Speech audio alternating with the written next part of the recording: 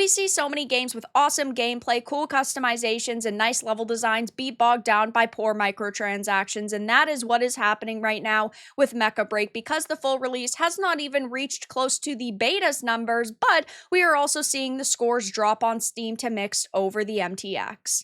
I have a few different things to show off, but before I get into the topic, if you enjoy the content I create, check out the links in the description, join the community in my live streams, and consider supporting through Patreon or YouTube memberships. Now, I understand that companies need to make money, especially in a game that is free to play, and it is inevitable that they are going to put some kind of monetization system into their title, but there is a way to do it that feels respectful to your players, and a lot of people think that Mecha Break is unfortunately ruined now because of the microtransactions, and unfortunately, a lot of people are now saying that this game doesn't even have a future ahead of it because of this. Now, when the beta was going on previously, as of 5 months ago, it had hit 317,522 players, which is a really good. It had a lot of hype behind it. It seemed like it was going to be a very strong launch in 2025, but now that full release has rolled around, it's not looking so good because the all-time peak 4 days ago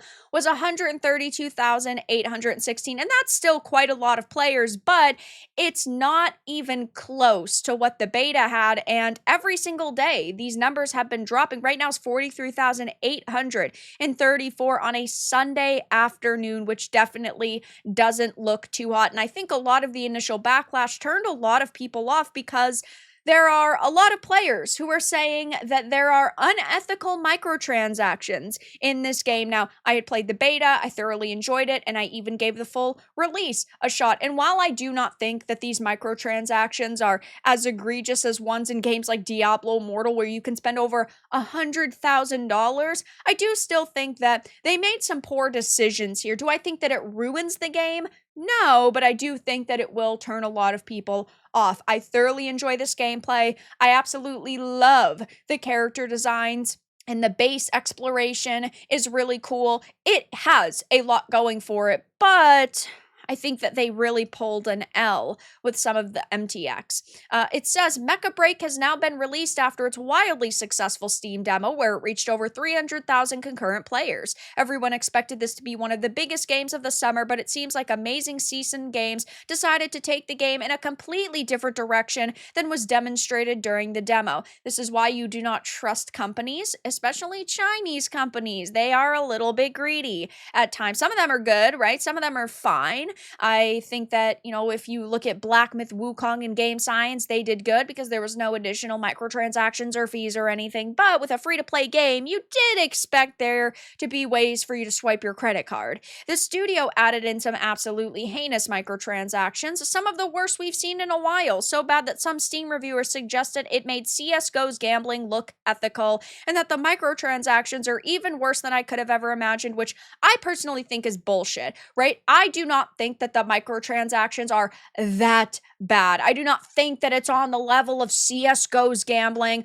I think that the journalists over at The Gamer, in this case, are definitely trying to make it seem worse than it actually is. But I do still think that people need to be aware of some of the, in this game, pay-to-win features. Unfortunately, there are.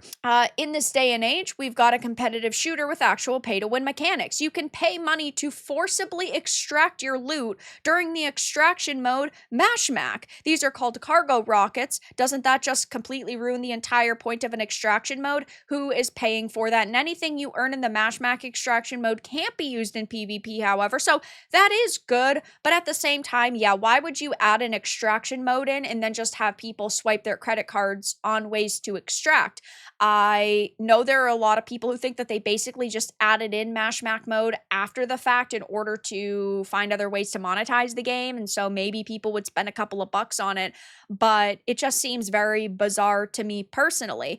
And if you look at the mission tokens, you can purchase new mechs to use. These cost 15,000 mission tokens, which you can earn by completing missions while playing the game. You earn around 200 to 500 per game, and sometimes receive bonus mission tokens for completing objectives, which is good. And even the premium currency can be earned by free-to-play players via selling items in the in-game auction house, but it does seem still a little bit inconsistent. And then you get into the very small microtransactions that do inevitably add up, or even larger ones like bundles. So you can purchase a lot of customization in this game. You can purchase eye colors, you can purchase accessories, you can purchase these different paint modules, but there are also things that are very overpriced, in my opinion, like cosmetic bundles where you get a pilot, you get a mech skin, and then you get a couple of other things, right, like stickers and holograms for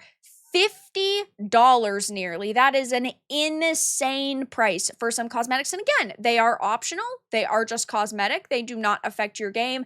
But still, it feels a little bit like a slap in the face, especially when during the beta they didn't voice that this was going to be the case.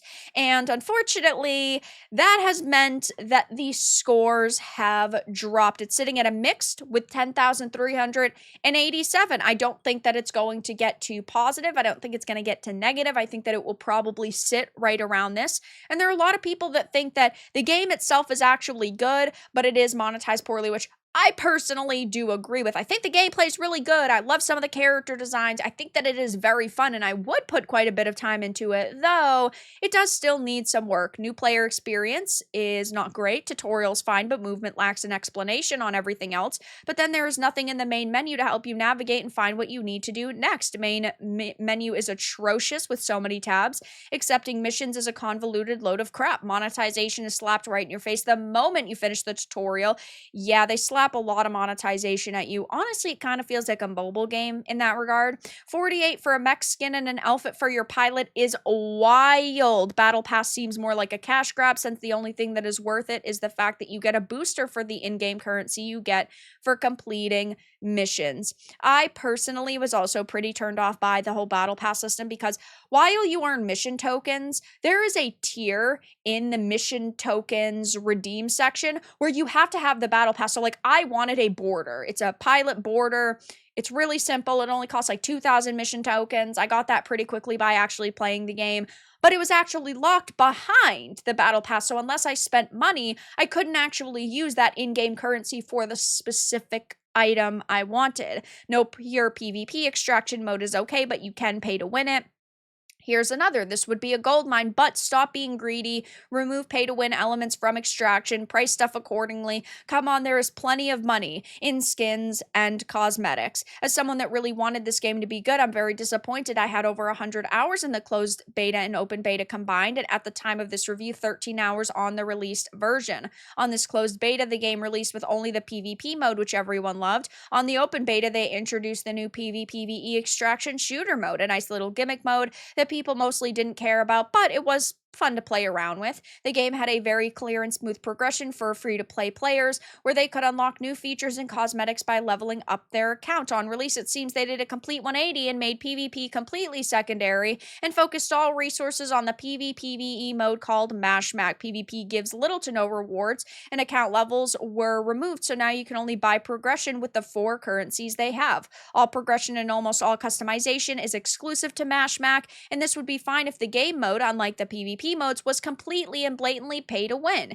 and not in a subtle way either, apart from being able to buy mods and make your mech 10 times stronger, 5 times more HP, triple stamina, triple fire rate, and other massive buffs on a fully modded mech as an example. Then those without mods, you can literally start the game with super rare guns that 1 to 2 shot your opponent, stripping away any point in engaging with PvP during Mashmac, as the biggest spender always wins, which is just so heartbreaking to me, because I do think that this game has a lot of potential, but it seems that they did ultimately squander that. So right now, things are not going particularly well for Mecha Break, and unfortunately, when a game launches like this, with such bad monetization, even if they reversed course, they would still lose a portion of their audience. So I hope that they make a statement. I hope that they try to clarify, maybe even reverse course, but I just think that they've pushed a lot of people away now, which is very unfortunate, because it did have a hell of a lot going for it. But for now, that's all that I really had to discuss in this video. Let everyone know your thoughts in the comments below. If you enjoyed this, give it a like, and found it important and informative, make sure to do so. And if you didn't, give it a dislike. I appreciate your support either way, but I'll talk to you all again in the next video really soon.